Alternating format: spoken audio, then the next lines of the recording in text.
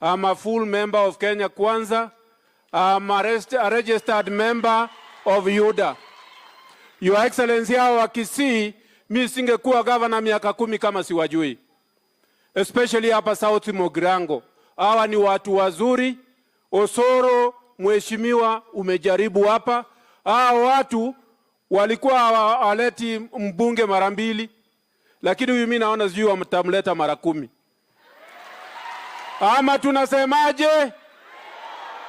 Vile tumekuja hapa, Your Excellency, tunataka kuambia karibu Kisii, and please keep on coming to Kisii. This is your place.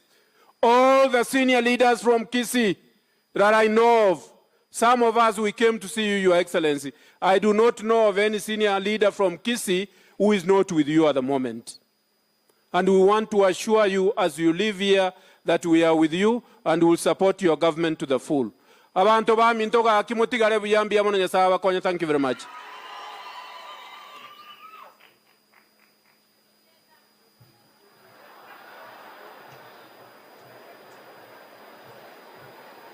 Aya. Asante sana, karibu sana mheshimiwa Ongwae. Mimi nafurahia mkija sasa. Linaka batebiri mwa ariko ndimiri bake stadium muga limwa. Agirimbi yabono na igure biya mwachira. Wose bana bamedo wage. Mbuya naba inyoria. Maide mwambekirite ubinya maramba ali rinkoreto mungwano yo. Bona na ere president. Ni mwa inyori gwa. Twa inyora niyo buya, twa makwabera na twaganira ko chimotwali. Wose bana bamedo wage. Aya. Your Excellency, pia kwa hii mkutano kuna nataka tu musimame the professionals wa South Mugranga ambao umejipanga, mnakuanga na organization, simameni tafadhali. Kwa sababu mlisaidia kupanga kabisa. All the professionals wa South Mugranga ndio hawa, Your Excellency. Mheshimiwa Sagero unamuona hapa, yuko hapa na ni rafiki yako sana na anajua unamkumbuka katika huko maneno mengine. Sasa kwa sababu msinichape, Profesa Nyamboga njoo hapa uongee kwa niaba yao. Wewe peke yako na ni 1 minute na nitasimama hapa. Profesa, uzungumze kwa niaba ya professionals ndio usiende kunichapa. Aya. 1 minute. Your Excellency, Dr. William Samoei Ruto, my brother and Cabinet Secretary, Omwami Musalia, you know Kisii and Maragoris, we are the same, Your Excellency. Even you, we are your uncle. You know, we call you Kamama, and I'm happy. My brother, elder brother, the minister, welcome. Principal Secretary President, welcome. And everybody, once again, God is good, and all the time. I'll take that 1 minute. You know, Mheshimiwa was my student at one time, and therefore when he gives me orders now, is up there. There's nothing I can do. Now, very quickly, I have come here to join him in celebrating President William Ruto, and particularly on his focus. I'm happy that you campaigned well. You won the game, you had a very good focus, and especially when you are supporting Wamama, we are always very happy because without mamas, then we would have not been there. Then secondly, you are also supporting all of us, because if you look at the education system, Honorable Machogu would have not succeeded if it's not about you giving his blessings. I know my brother Professor Magoa left, but I'll assure you, Brother Machogu, you have also done very well. Can you clap for Machogu? Honorable Machogu. Yes, Machogu has done very well, and I'm happy that you remember South Mogrango having gone through Nuru Boys, and they did very well. So thank you for coming to South Mogrango every other time. There is something that I will tell you about William Ruto. We may not be so close, but we are very close friends. I knew him back in 2009 when we were assisting his brother, Omingo Magara, in a by-election. That time, Osoro was not very strong, but is now more stronger than almost all of us. So, and I've even given back to him. I hosted him sometimes in Bomas of Kenya in an evening where we shared a good meal when I brought the ladies from West Africa. and we had a meeting in your office, you know where, and then you honored that when you were vice president. I'm happy that the first place that you have associated yourself with is South Mogrango. You have been here, you are a brother, you are a father, and kindly, we have given you a good young man in the name of Osoro. We'll support him, and once we support him, we'll also support you. I know there are many goodies you have given us, and likely there will be more. I wish you well as you are here, and we'll talk more. For the professionals we have, they support Osoro hand to hand. I don't think there is any professional who's against Osoro, because Osoro is one of us. So thank you, Mr. Osoro, to have given me this chance. Thank you. Asante sana mwalimu. Sasa wacha nipande kidogo juu and then nifike, kwa sababu nimeambiwa kwa viongozi wengine wa serikali ambao mko hapa, Mheshimiwa Machogu atawa recognize. Sasa wacha niende kwa wanasiasa wenzangu, wabunge wenzangu. Nianze na our last born, nominated Senator Esi Okenyuri. Naende munagocha igaba saa monya kurigererie enyaruke ye kurie milioni musahara naende tabugati monto.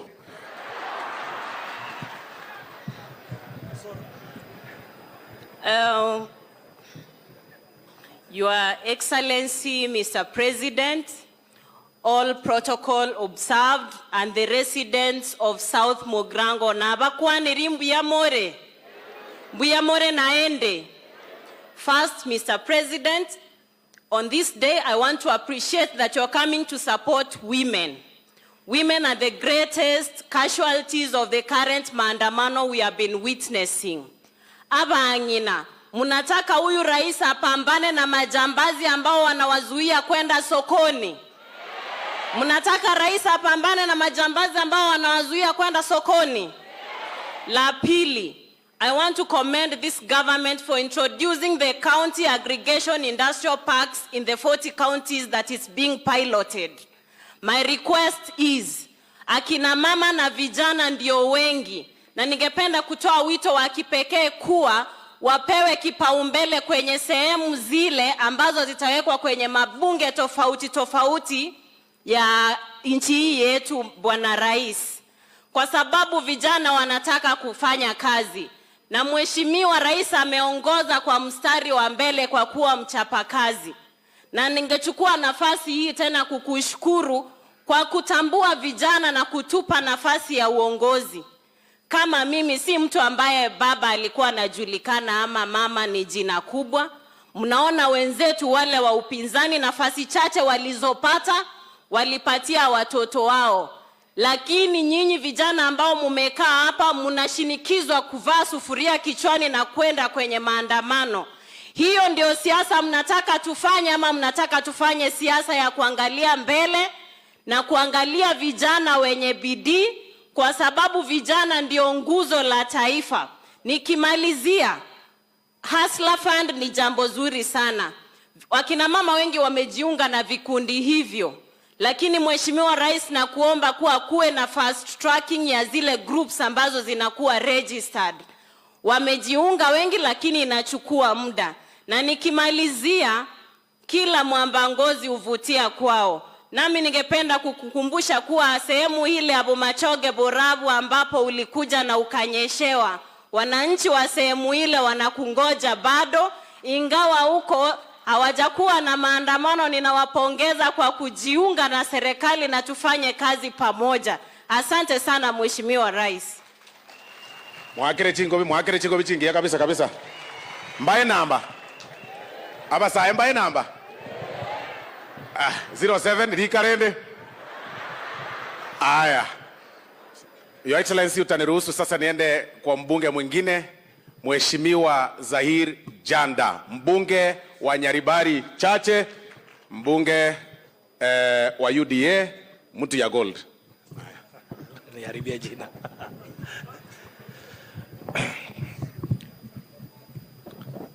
Asante sana Osoro. Your Excellency, the President of the Republic of Kenya, William Samoei Ruto, viongozi wote ambao umefika hapa.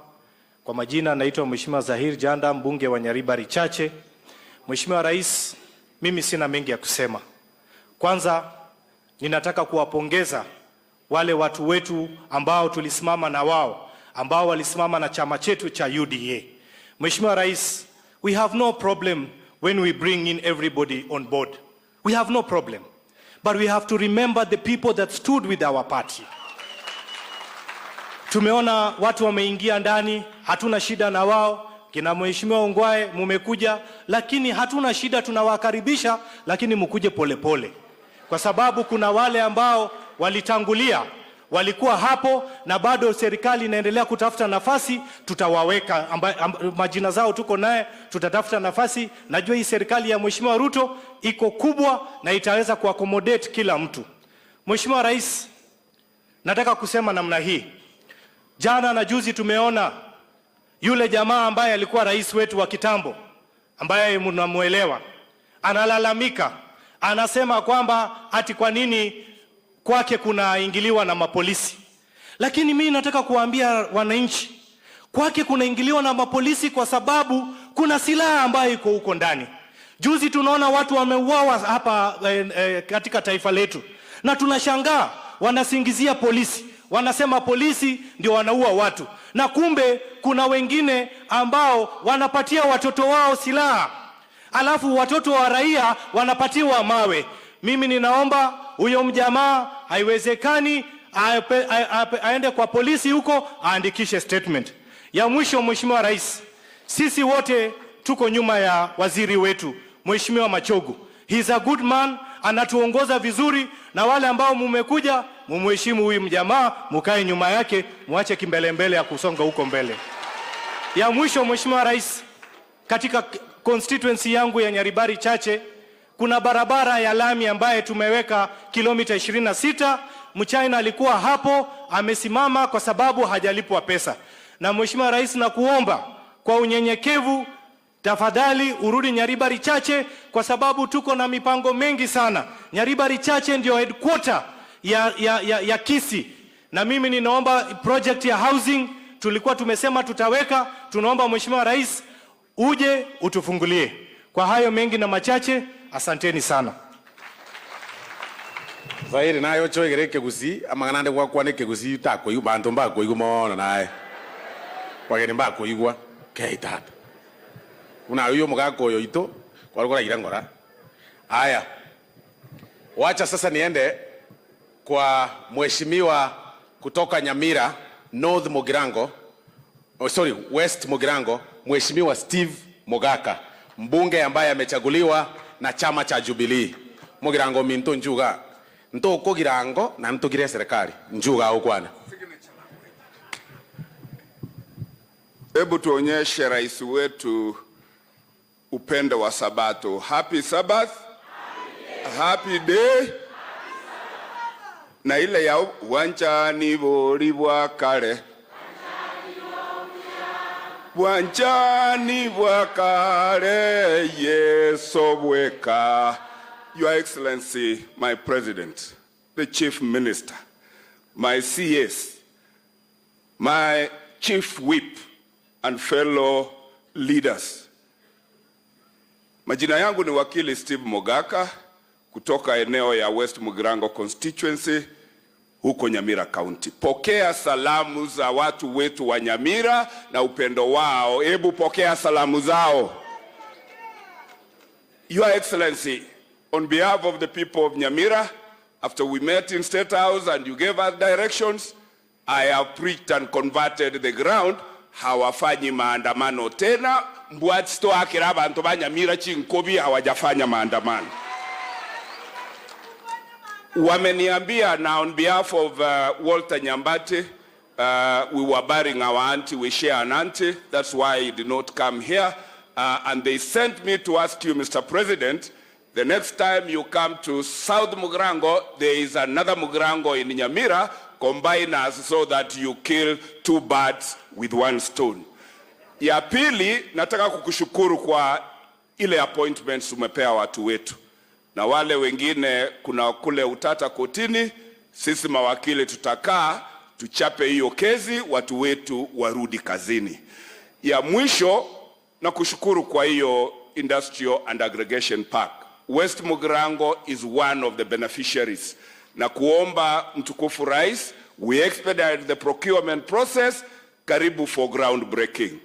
And through you, Your Excellency, may I thank and celebrate our CS of education, particularly for unlocking the Kuwait grant funding that is going to revolutionize the infrastructure of education in Nyamira County.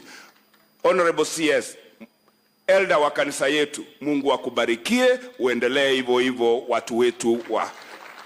Ile nitatoka nayo, Your Excellency, ukifika Nairobi, naomba uamuru tu CS wa barabara. Nyamira haina barabara ya lami. In your kind heart, atupee tu ile kilomita kidogo ukuje kuanzisha. May God bless you, Mr. President. May God bless Kenya, and may God bless all of us. Mbiamano Mugirango Minto, wacha tena nirudi Kisii County, nafanya hiyo kidogo, Nyamira Kisii, nialike Mheshimiwa Dan Manduku, Dr. Dan Manduku, mbunge wa Nyaribari Masaba, mbunge wa CS Machogu na rafiki yangu, na uambie nilikuleta kwa siasa. Thank you, Mheshimiwa Osoro, Your Excellency, the President of the Republic of Kenya, Dr. William Ruto, Your Excellency, the Prime Cabinet Secretary, Mr. Musalia Mudavadi, CS Education, Ezekiel Machogu, elected leaders, former Governor Ongwae, abantu babogirango tinara magoko, muno magoko boli. Oro kyo mungwano yo magoko. Abanginanga imole. Abanginanga imole. Abagakale debichuli. Your Excellency, you've come to Kisii yet again. And as leaders from Kisii, we're here to welcome you. It's obvious that you love our people. And as the Bible says, you cannot just love by word or tongue, but you have loved our people by action. Your love is evidently seen because you've come here to launch many projects for the people of South Mogrango. Your Excellency, how I wish that in the coming months you also visit other parts of Kisii, and specifically, Your Excellency, let me take this chance to welcome you to Nyanturago Stadium, Nyaribari Masava. We'll combine with Zahir Janda, and we'll have a similar event in the coming months. Abantu baminto manyete nje, unachitenga ngaeta chikura gurumo inaria. Ngasira kaigo, lakini wono se nyomba tuli. Omingo na tabanga oyo konyoma nyoko se nani niso. Wono lende. Igo moyura na kwandre. Mwanyigure. Your Excellency, we support you in terms of development. Usikwe na wasiwasi. Watu wa Nyaribari ya juu na ya chini, Chache na Masava are behind you. And I have come out openly myself to say, instead of going with sufurias on our head, we should spend that time in our farms, in our businesses. And I have said again, we cannot destroy other people's property. Ndu akara manganayo. Usebo nenu mota keta manganayo. Momro yo soro mangati momroje. Mbuyagoja. Mbuyagoja momroje. Oma yatega hari kerato hari Maria. Na wagoja to mbugata sia to etia machiko. Lakini wana saka kosa. Ako anata na musuri autogolera. Usoro mbaya kwanya ngororo musuri. Muno autogolile.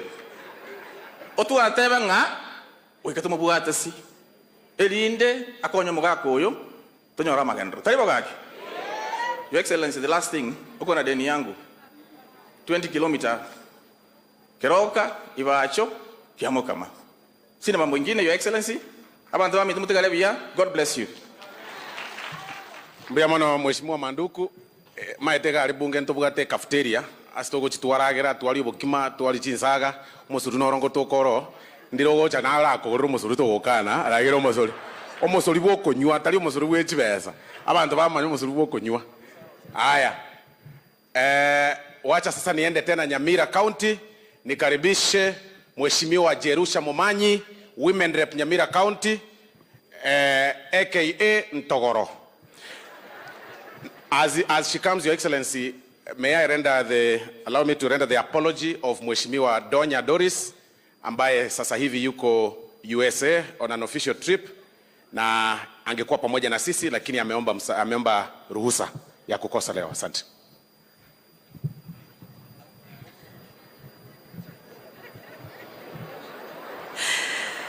Abantu ba minto munateba igonkoro kwa Jerusa naende ntogoro. Abakungu baramo koibora babo girango litanga nintagete ko bakera mpiya mono. Moibore to momurora o momurege sora gekoro. Nerogerire akobogorie presidenti akomoe notice ya matukabere omoikibogiranga. Naba yamore. Naende mbiya mona sengenje gotabogorie suguria. Abakungu orabogorie suguria yoirani kamaro gobeta bwatikende. Abana bambagoke. Na basoroire timoira na se suguria na ndo ndabagenda kuchia. Inu na bantaba ya intejerusha mumanyi koruga ali Nyamira. Mheshimiwa Doris gakara America ne bintu byena akanya ku prepare lakini nje natoka iko na beira na nitaketekera bagocha Nyamira moja mwezi. Your Excellency the President,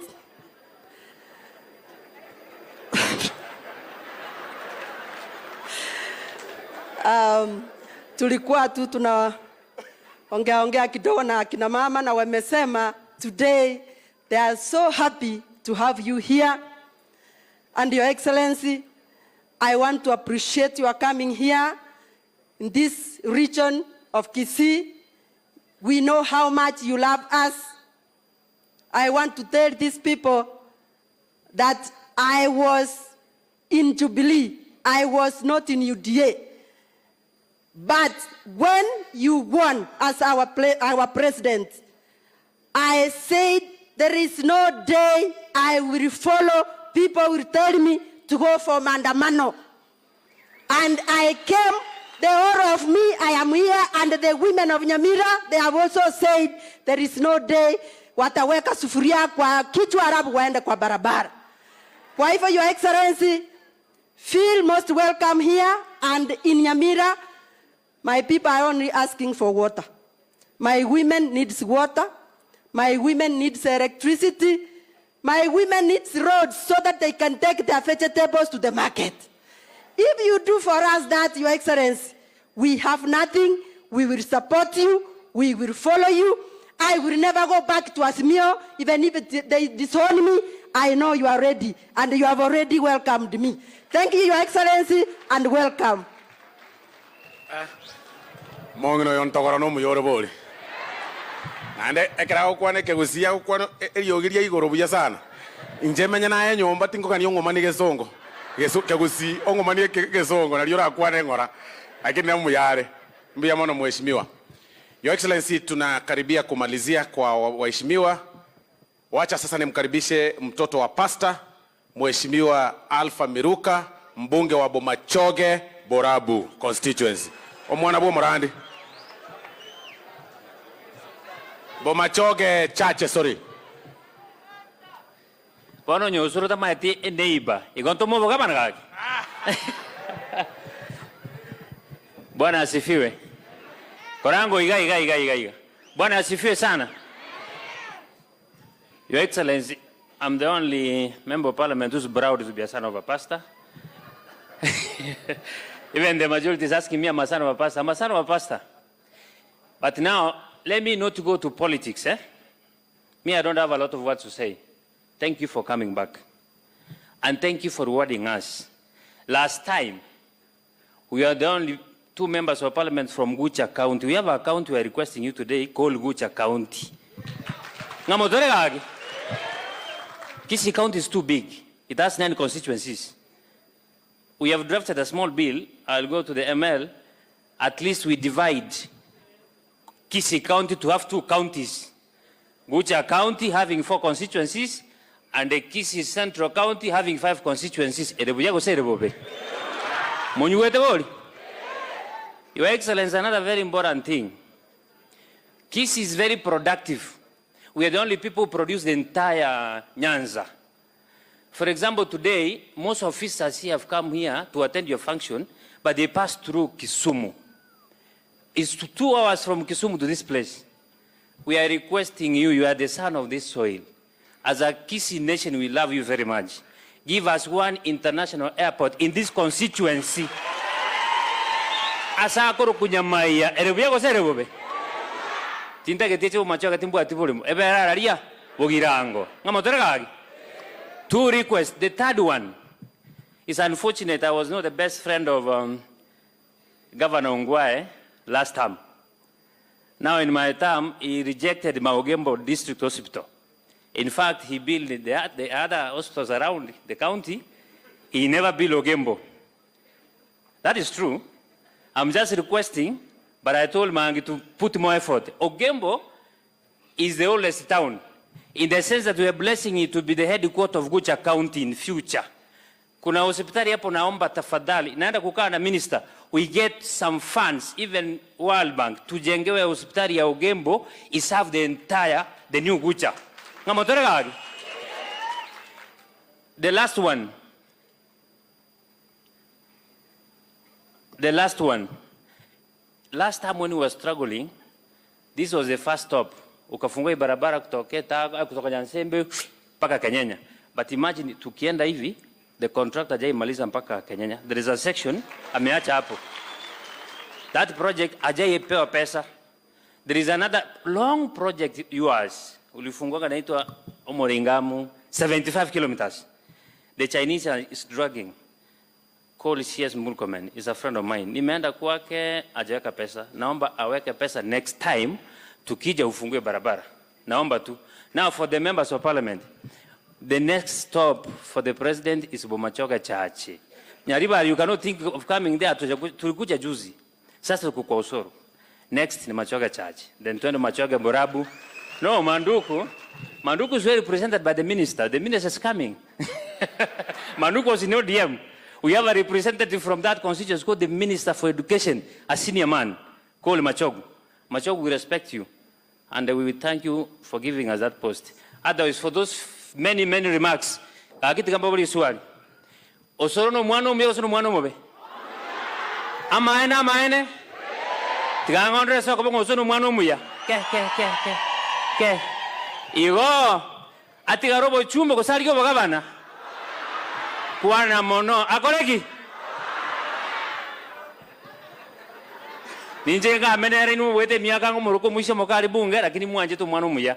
Toi wane ngaki ara avero bochumbe tumano cha kubange county ya Gucha buja kusema ngaki. Mwanje te president yetu Ruto kusema mwanje te. Damburango komoko ni kwanje te Ruto. Thank you very much. Now God bless you. Asante sana mwana bomo pastor.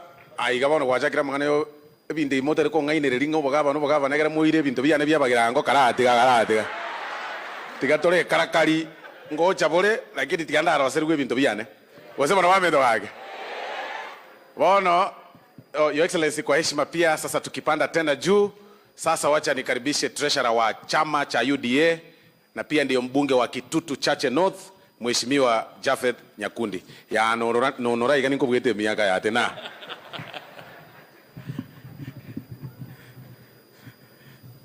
Mheshimiwa Rais, Mheshimiwa Prime Cabinet Secretary na wananchi wote tiranda bakwani gambia mole naende.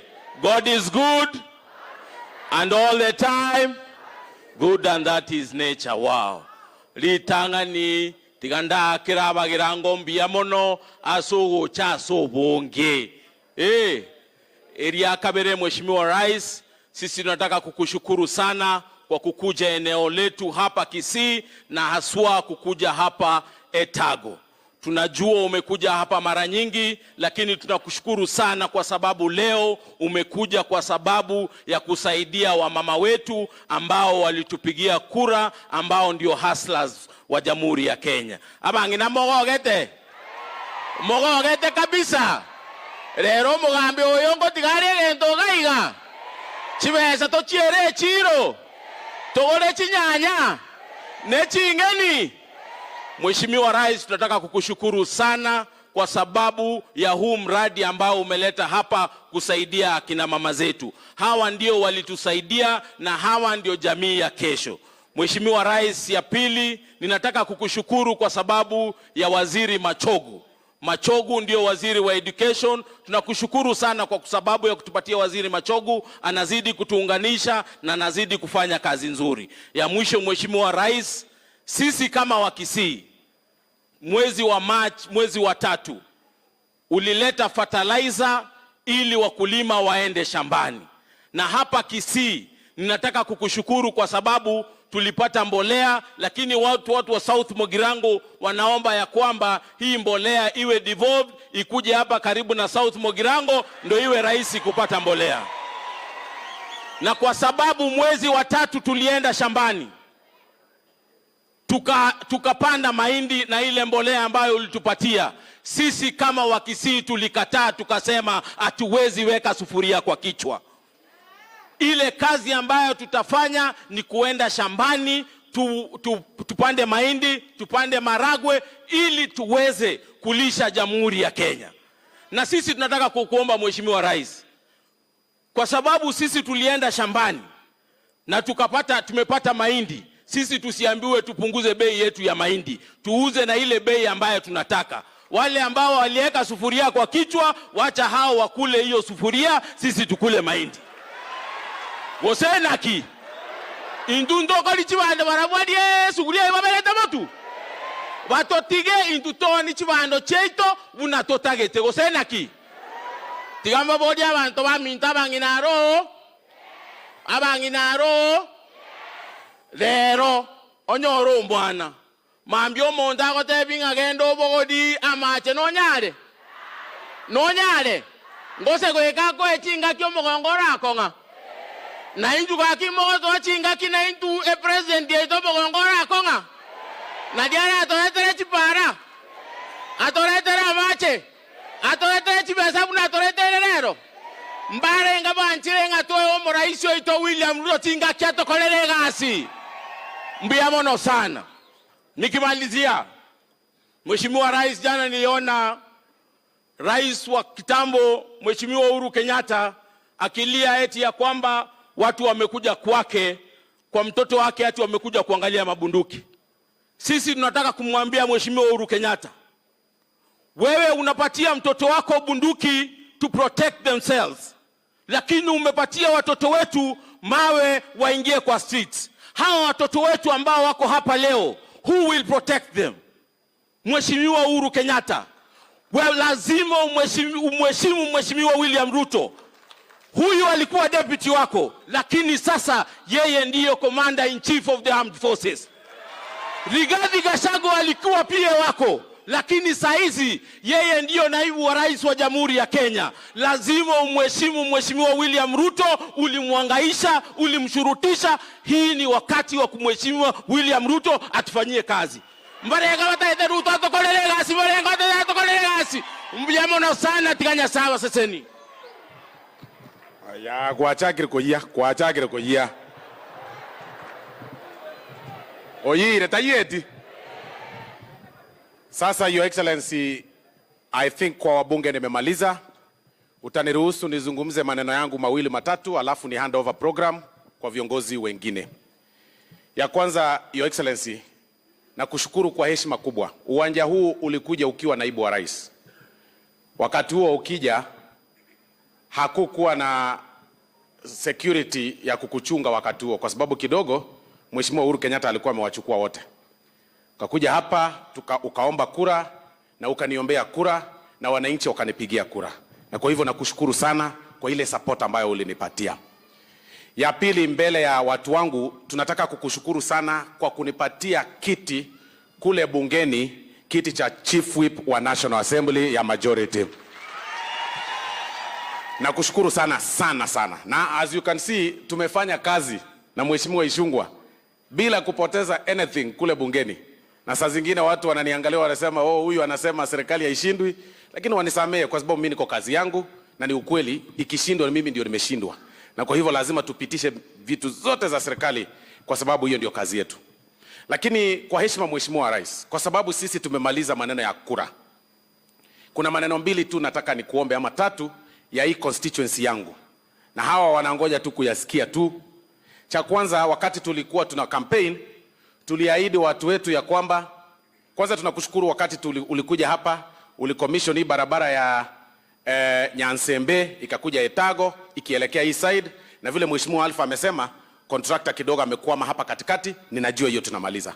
Lakini vile tunajua hiyo tunamaliza, kuna ingine inaitwa Etago, Ekona, Geteni, Nyamaia.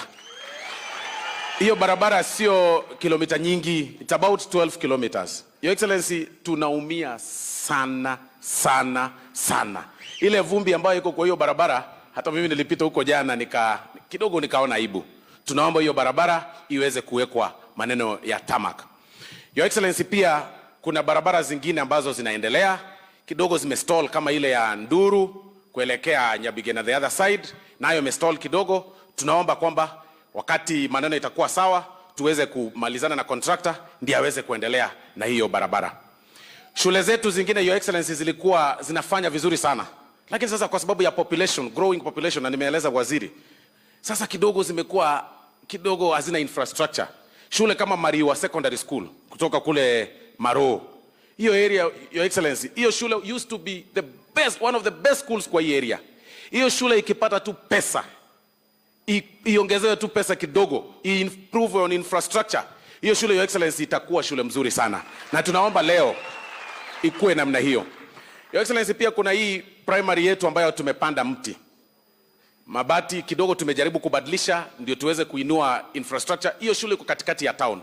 Kutoka kwa ofisi ya CDF nimecommit karibu milioni kama 7 ya kutaka kuanzia tuweze kujenga gorofa ndio hii town yetu iweze kuonekana. Na kwa sababu kuna ile mradi ya wifi kwa hii market yetu, hiyo town itaonekana tukipandisha about 4-story building kwenda juu.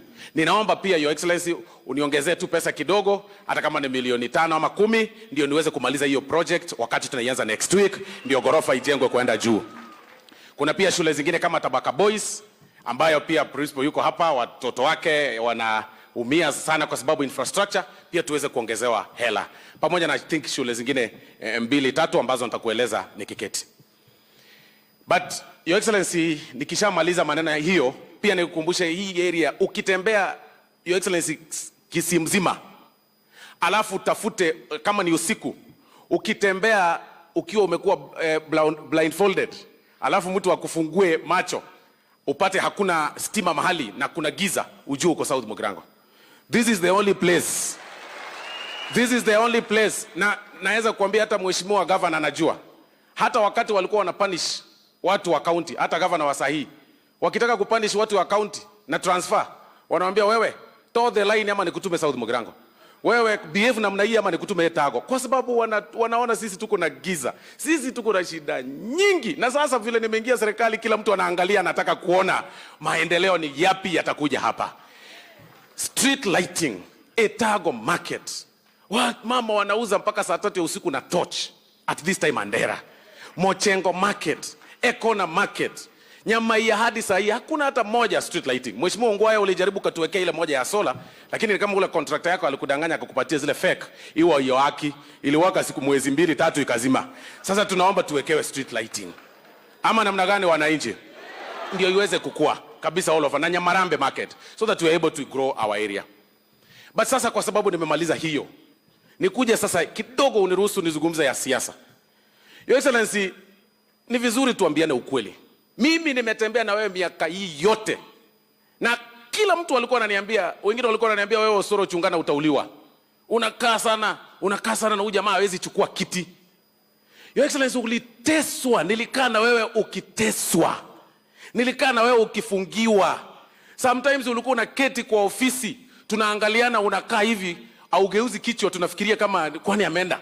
Tunakuguza hivi tunapata uko sawa, Your Excellency. Because uliteswa kweli kweli, uliteswa. Na mimi nilikuwa na wewe. Wakati mwingine Your Excellency ulikuwa kule Bomas, ukawekwa nje. I was there with you. Ukaambiwa simama hapa nje. Mheshimiwa Raila akakuja na Uhuru Kenyatta akaingia. Askari wakakufanyia namna hii, mimi nikiangalia nikashtuka. wanakublock. Wakaingia ndani wakazungumza for 15 minutes. Umesimama huko nje unafanya namna hii, unashindwa uingie ndani uende. Sasa yani uliteswa kweli kweli. Uliteseka. Mungu amekufukisha, umekuwa rais. Wale tu walikutesa wakati uko rais, tena wamekuja wanataka kukutesa ukiwa rais wa Jamhuri ya Kenya. Wale ambao walikutesa wamenunulia watoto wao bunduki. Na unajua nyinyi wananchi hamjui, yule kijana wa Mheshimiwa Uhuru Kenyatta, kwa sababu wao wako entitled to security, kwa boma yake kuna 100 guns zimewekwa kwa nyumba, na zote anasema hako na licenses. 100 of them ziko ndani ya nyumba. Askari hawajamuuliza kitu, wameenda kule, wamefika huko, hata wakaambiwa wasifunguliwe kuingia, bunduki ziko ndani, wakatoka. Wakasema sawa, kwa sababu tuko na heshima na hii familia, wacha tuende. Wamesummon kijana, hataki kuenda. Badala ya kuenda ndiye ajibu ulipata wapi licenses hizi zote, ameita baba yake. Baba yake amefika kwa TV, alikuwa rais tunamheshimu, lakini amekuja kidogo, akiwa hapo amechapa ile yake, amekuja macho ni red, alafu ameanza kukuja hapo, anaanza kusomea rais wa Jamhuri ya Kenya, anasahau huyu sasa sio naibu wake. Kuulizwa na askari maswali, kuna makosa gani? We are all equal. Askari wakikuja kwa Osoro hakuna shida, nitawaeleza kama hii niko na hii bunduki nimetoa namna hii. What is the mistake? Askari akienda kuuliza raia, wewe umetoa wapi bunduki, makosa ni gani? Lakini kwa sababu ameenda kuulizwa, mtu ametokea, amekuja, ameweka heshima yake chini, anasema wewe ameanza kukusomea rais wa Jamhuri ya Kenya, anasomea naibu wako. Yeye amesahau vile anaongea kwa TV huku nyuma, yeye si rais sasa. Sasa sijui kwa nini anasahau, anakuprovoke. Na wakati vita inatokea hapa juzi, Your Excellency, ambulance ilipigwa mawe hapa. Mama mjamzito alikuwa anaenda hospitali, ambulance ikapigwa mawe, driver akatoroka. Vijana wakaendelea kupigwa mawe hapa Kisii. Wakaendelea kupiga mawe, mama akakufa, akafariki. Hiyo vitu yote tunazungumza hapa, Mheshimiwa Uhuru Kenyatta amepeana pesa. Amesukuma hiyo watu, upewa 200, endeni muandamane, muharibie huyu jamaa, ndio miaka 5 ishe, aonekane hajafanya kitu. Wakati maandamano inakuwa, ana fly out. Wakati imetulia, anakuja Kenya. Kwanza Your Excellency, nyanganya huyo jamaa hiyo kazi umempea ya kwenda kutengeneza peace. Hakuna peace huyo anaweza tengeneza huko nje, kwa sababu ana heshima kwa rais wa Jamhuri ya Kenya. Hii Kisii, Your Excellency, siku ya kwanza tulipata kidogo maandamano hapa. Na wacha nikuambie Your Excellency, haikufanyika na watu wetu. Ni watu walitolewa kutoka sijui wapi, wakakuja wakamwagwa town. For the first time in the history of Kenya, umerelease pesa yote ya county governments. Yote. Kisii tumepata 12 billion shillings.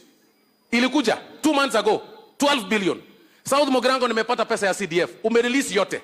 Badala ya hiyo pesa kukuja, na sio Kisii peke yake, na hizo kaunti zingine zote, Nyanyamira na hizo zote za Kisumu, Siaya, 12 billion imekuja kwa counties.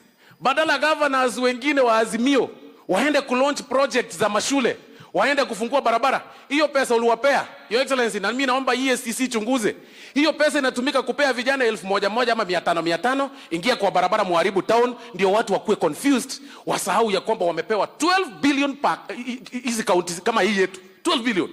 So Your Excellency, sisi tunakuambia hivi, tunasimama na wewe, usishtuliwe na wewe ndio rais. Simama kama rais wa Jamhuri ya Kenya, amiri jeshi mkuu wa jeshi yote ya Kenya, mtu ambaye amekuwa uongozini, asijaribu kukutisha. Na sisi kama jamii ya Mkisii tutasimama na wewe kidete hadi mwisho. Bosema na bantu baminto. Bono muntu mnanje nkaransirete kirugo. Omuntu oche uri nabugete chikura, wiris no regana akwete gasi, oche ngano tere komiga. Akia munda wakeri komokweri kwere kya garinche ngai karansirete kirugeke. Na kiyo munda hakuru asa koru aina yo karansirete kirugo. Akyo kugusuka, akonyo kugusuka. Ya mbane kabanje to mongwano yongoro kyanga soko wali banje to mongwa. Mumwanje te mwenzipe.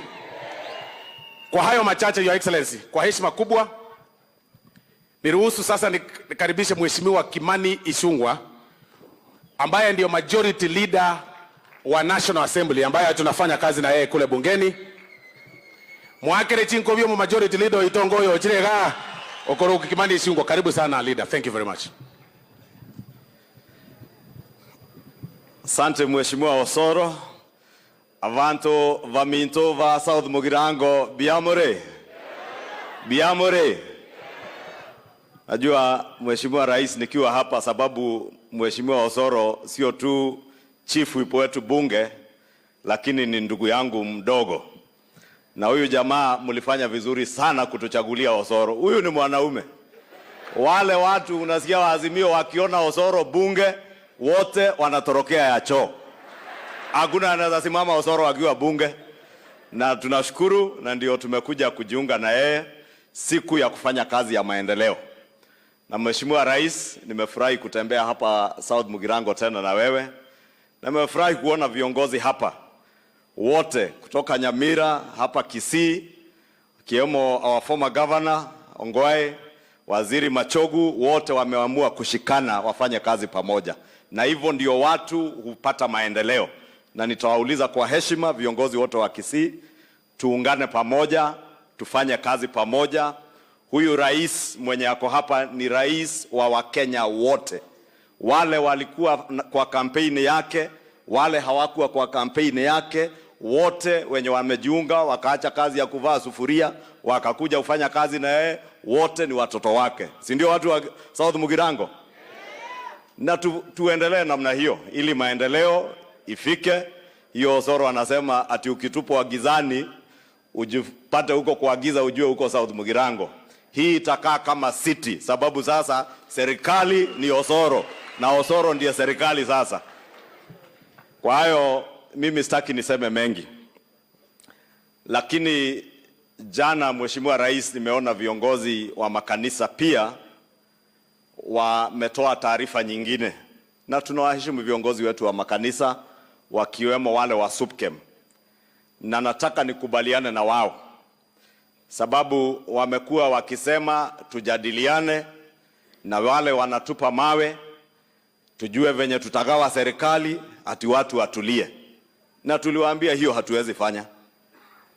Lakini jana wamesema vizuri. Walituuliza turudie yale maridhiano ya bipartisan talks. And I want to confirm to you, Your Excellency, that under your leadership, those of us in Kenya Kwanza, in line with the call by our religious leaders, ya kuwa turudi kwa bipartisan talks with a single agenda of the reconstitution of IEBC.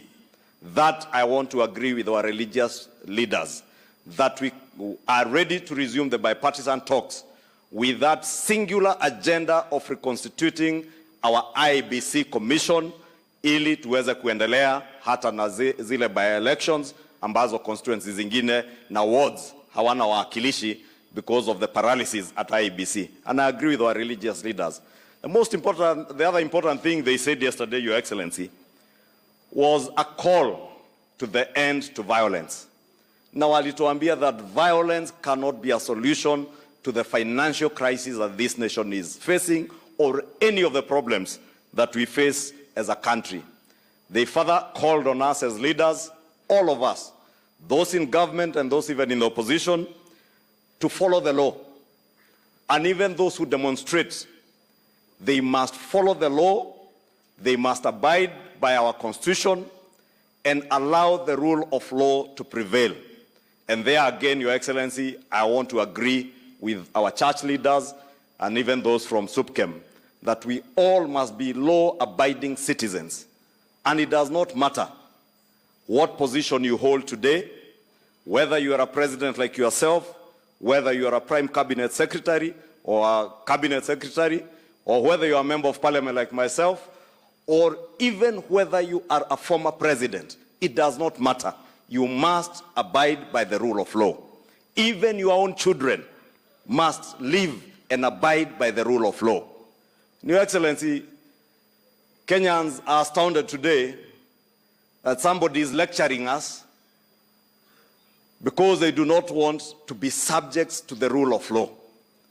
When you are a suspect of any crime, it does not matter who you are. It does not matter what office you served. It does not matter whose child you are. We are all equal under the law and under the Constitution of the Republic of Kenya. Kwa hivyo, wale niliona jana usiku wakitusomea ati sababu polisi wanataka kukagua manyumba zao. Waambie hizo nyumba zao ni nyumba kama zile sisi tunaishi. Hao watoto wao ni watoto kama wale watoto wetu. And even their mothers. Every one of us, we have our mothers. And you are lucky, you are fortunate and privileged that you can stand before us and tell us that your mother has been guarded for the last 50 years. Who has been guarding our mothers when you are looting our country dry? Who was protecting our mothers and our children? Na ni vizuri tuheshimiane, au sio watu wa Mugirango? Wewe usituambie ati vijana wako mtu ameweka mabunduki, sio bunduki moja, mabunduki, tens of guns kwa nyumba na zisiangaliwe ni gani. And I want to ask the Inspector General of Police and DCI, do not be threatened because somebody is coming to try and intimidate you when you are doing your work. Investigate those firearm holders, whether licensed or not. There are those with fake licenses. There are those with legitimate licenses. But there are also those with genuine licenses. But they are giving their firearms to criminals and criminal gangs to shoot at innocent Kenyans during demonstrations. Then you blame the police. Alafu, polisi wakija kuchunguza, wewe unaanza kutusomea, ati you should be listening to the concerns of Kenyans. My friend, we listened to the concerns of Kenyans through economic forums that we even came to Kisii. And all the 47 counties, we listened to the concerns of Kenyans when Kenyans told us that they are carrying a burden, a huge burden of debt because of state capture and the economy that you had driven to its knees. We are listening to the people of Kenya today who are telling us today here in South Mugirango that they are about to harvest their maize and get food, cheaper food on their tables, courtesy of the subsidized fertilizer that the government of Kenya and this Kenya Kwanza administration gave to our farmers in earlier this year. We are listening to the people of Kenya when our university students today are about to benefit from a new funding model that will ensure whether you are the son of a former president or a minister or the son of a hustler, you will be able to access higher education because the government of Kenya will finance your university education. We are listening, my friend. So don't lecture us to tell us to listen to the people of Kenya. It is you, when you are in power, because of impunity, because of state capture, because you thought you were a god that the people of Kenya should be worshipping, you had no temerity to listen to the people of Kenya. I want to tell you, my friend, today we have a government that is listening to the people of Kenya. The only thing, Your Excellency, I will tell you not to listen to. Usisikize hawa watu wa kukuambia ati watakutisha na maandamano, na wakifanya maandamano waweke wakora huko ndani, wapige watu, ati wanasponsor Mungiki na wanawapea pesa na bunduki wapige watu risasi ili wasingizie polisi wale watu wanapiga risasi. Rais, kaa ngumu nani? Kaa ngumu rais. Usiachie watu nafasi kuleta fujo kwa Kenya. Today you are the commander-in-chief. And being commander-in-chief, Your Excellency, means that millions of the Kenyan children today look up to you for protection. They look up to you to safeguard their lives and the property of their parents who are educating them. Anybody who is interfering with the livelihood and the lives of the Kenyan people, including our children, and the millions of Kenyan children who look up to you, please deal with him. Whether you think you are so mighty, you think you are above the law, Hata huko Marekani rais nimeona Donald Trump mwenye alikuwa rais nimemuona kotini. Hapa Afrika tumeona Botswana former presidents in court. I want to encourage you, Your Excellency. Tuliambiwa wiki mbili ile Pandora Papers tutaambiwa pesa ilitoka wapi. Hiyo ndio pesa ya hawa wa Kenya ilibebwa, ikafurushwa, ikapelekwa nje ya Kenya. Kwa bunge hawa wabunge watakuambia. Some of the things being considered by parliamentary committees, Your Excellency. Massive looting in the wee hours of the last regime. Na hiyo pesa ndio sasa inatumika kuvuruga amani ati wakuuzie uoga. Hao watu nafikiri walikuona South Mugirango ikiwa usiku. Wakuangalia sasa mchana hadharani waone wewe sio mtu ya kuuziwa uoga. Ama mnataka huyu rais wetu auziwe uoga? Kama hawakumuuzia wakiwa sijui nini na nini, watamuuzia saa hii. Wacha huyu rais. Mimi mwenyewe niliwaambia mimi huogopa Mungu peke yake. Uji moto na stima. Hiyo stima Osoro anaongea. Siwezi ogopa binadamu. Sasa mtu asifikirie ati utasimama ututishe. Hatutatishika. If you engage in crime, don't dare us, and you don't need to dare any government or any government agency that to come for you. It is not up to you to tell government agencies when to come for you. They will come for you when it is time. Na usikuwe na haraka, tulia, kuwa muungwana, ujue sisi tuko na mama zetu pia, tunawaheshimu venye tunaheshimu mama yako. Tuko na watoto wetu, tunawaheshimu venye tutaheshimu watoto wako. Lakini pia nyinyi mtuheshimu. Mujue siku 3 Nairobi, Your Excellency. For 3 days kuna watoto mamilioni hawakuenda shule. Sababu wewe umeweka wakora kwa barabara wazuie watoto wasiende shule. And I must thank you, Your Excellency, because when your intelligence services informed the Ministry of Education through CS Mashogu. Na huyu Mashogu sababu ni mzee mungwana na anapenda watoto. Wakati alipata information kuna watu wamepanga vile walienda pale Kangemi, mumeona wakirushiwa tear gas, wanashika wanarudishia polisi. Wanashika tear gas wanatupa kwa shule ili atikuwe na kelele. Sasa wakaona tear gas haijatosha, wakapanga venye watapiga risasi watoto ya shule. They wanted to see bloodshed on school uniforms. I must thank CS Machogu and CS Kindiki for taking decisive action to close down our schools on Wednesday to save the children of Kenya. But those people who want to hurt our children, those people who are scheming against our children, then you start playing victim, seeking sympathy, telling us that your families are being targeted. Nobody is targeting your families. It is criminality. It is subversion of the rule of law that is being targeted. And whether you like it or not, you are not above the law. You might have thought yesterday you are above the law. Today you are not. You are a good citizen, and please remain good, being a good citizen. Na hatukuulizi, by the way, usupport hii serikali. Nilisikia mwingine akisema ati sijui is because I associate with who and who.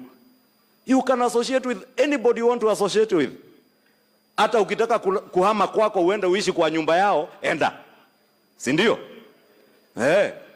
Lakini usiseme ati unadhulumiwa sababu you are associating with other people.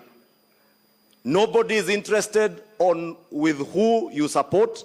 If anything, my friend, those you are associating with, you have not begun associating them with them today. You began associating with them in 2018 through the handshake. Na sisi tulikuachia amani. For 4 years, His Excellency the President here was a deputy president. Na sio kusema deputy president hakuwa na nguvu ya kufanya maandamano ama kuleta fujo, lakini alijua engagement is with the people of Kenya, and he engaged with the people of Kenya peacefully. And that is how the people of Kenya bought his agenda on the plan in the last elections. Tunakuuliza pia, sisi hata hatutaki support yako, wewe kaa na support yako na huyo mtu yako. Lakini tupe amani, we fix the mess that you left this country in. And we have a capable leader. We have a clear plan on how we will fix your mess. Kwa hayo mengi, naomba sasa kwa heshima nimkaribishe waziri ambaye ametusaidia sana mambo ya elimu. Huyu ndiye anahakikisha walimu wameajiriwa Kenya, amehakikisha shule zetu ziko na capitation, CBC yenye iliachwa msituni, huyu Machogu amefufua. Na hata university students huyu ndiye mwenye kutengeneza. Tumpigie makofi mheshimiwa CS Machogu.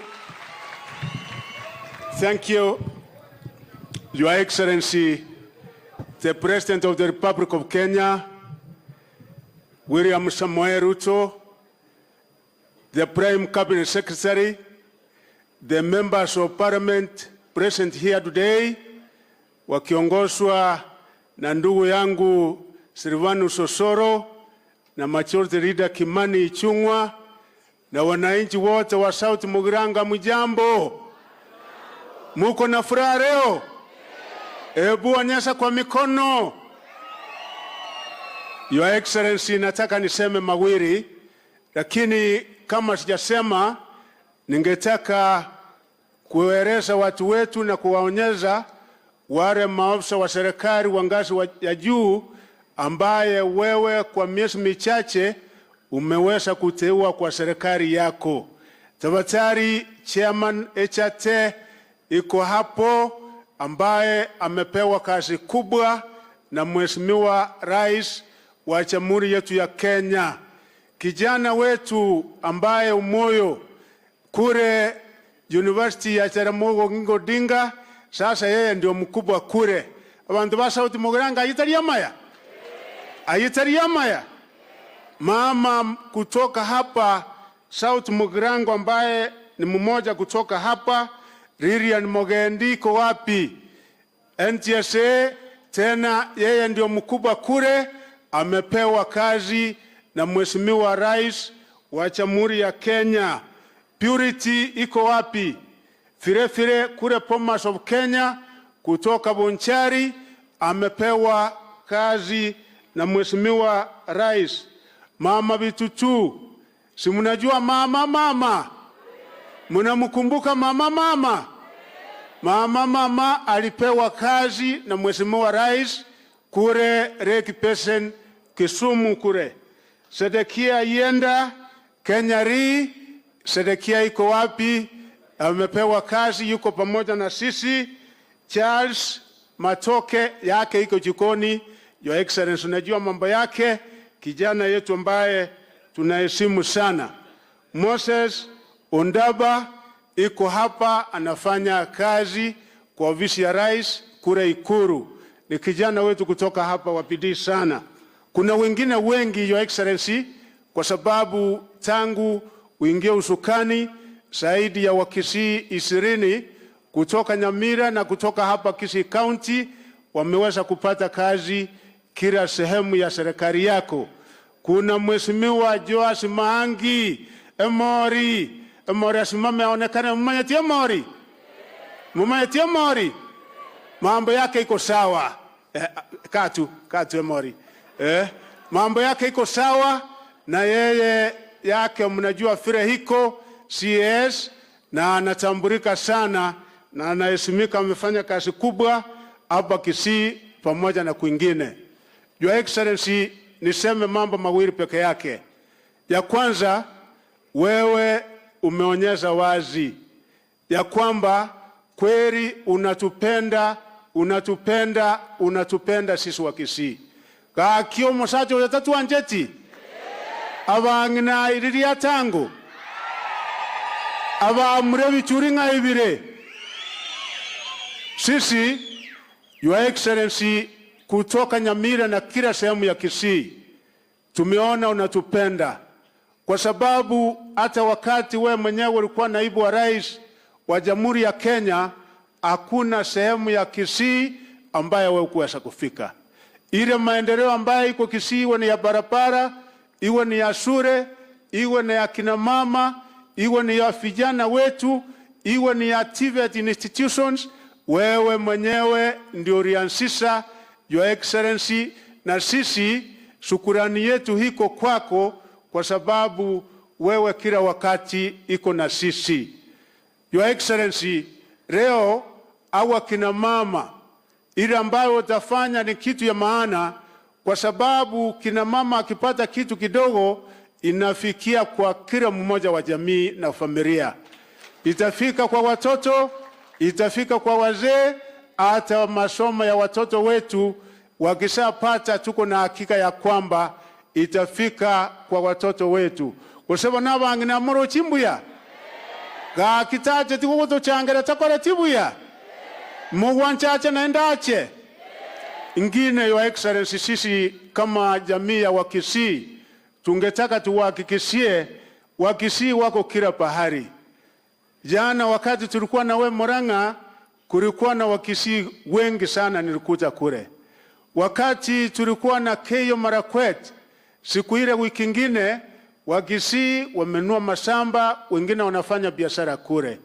Wakati nituma Nyandarua, wakati nimeenda Laikipia, wakati wiki ile ndienda Hembu, Wakisii wamejaa kule.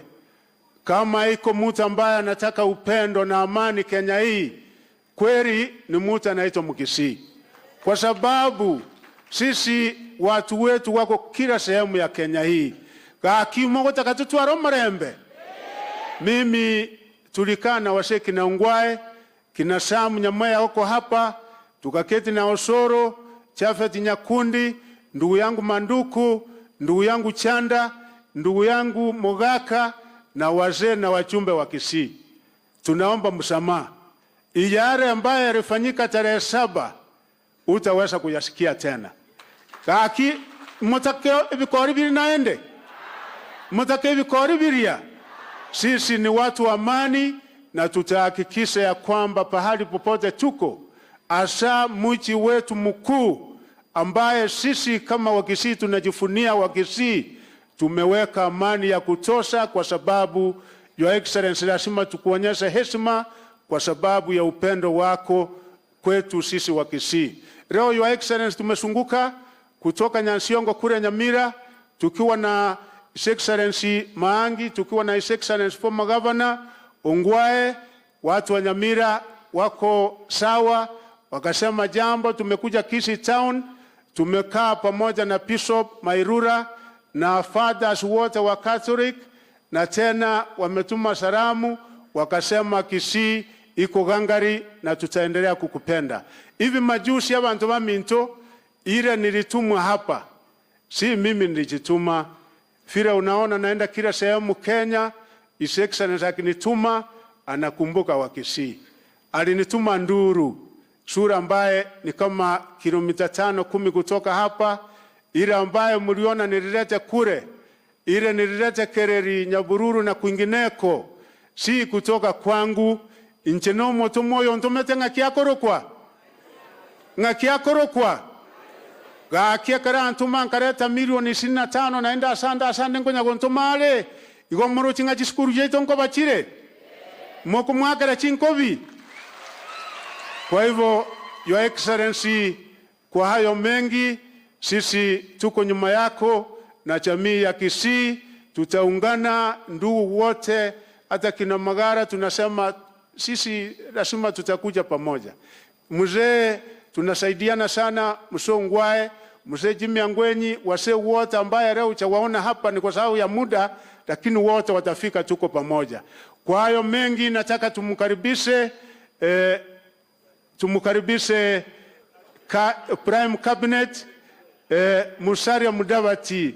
Mumesikia ile umeme yenyewe kutoka kule Ingo, tumukaribishe na makofi tafadhali. Asante. Okay. Hey. Maajabu haya. Kuna dunia nzima hapa. Mheshimiwa Rais wa Jamhuri ya Kenya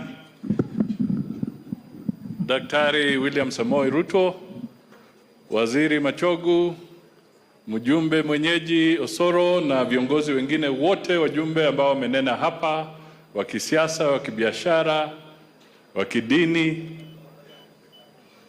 mirembe. Mirembe. Si mtu alisema sisi na nyinyi ni kitu kimoja? Bas. Mheshimiwa Rais, mimi sitaongea kwa muda mrefu kwa sababu hawa jamaa wangependa kukusikiza wewe. Lakini nataka tu niseme mawili matatu. Kwanza, jamii ya Wakisii inaheshimika sana.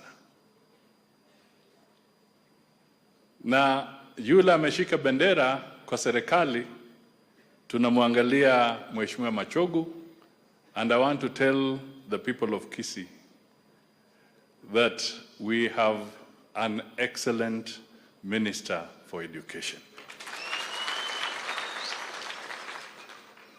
He's very composed, very thorough, very meticulous, and very balanced in making sure that every part of the country gets a rightful share. Tunasema we have a good man. The President did not make a mistake in appointing him as the Education Secretary. Jambo langu la pili, I want to take our young politicians a little bit on an important journey.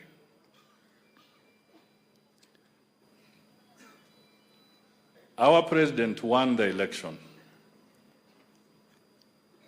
No doubt about it. The ones who doubted went to the Supreme Court. Na kule kwa Supreme Court, they were defeated. He is the president. We want him to win in 2027. And this time, we do not want to leave any room for anybody to go to the Supreme Court. Kwa hivyo, mimi nawaomba, victory is in our hands, but we must grow the support base of President Ruto. We must bring in powerful people. Ongwae has a following. Magara has a following. And many others here have a following. We want those votes to be in the basket of William Samoei Ruto in 2027. So let us bring people together so that we broaden and grow his support base. Hiyo ni ombi langu kwa viongozi wa Kisii, tuvute hawa jamaa wakuje wasimame nyuma ya William Samoei Ruto. It is important.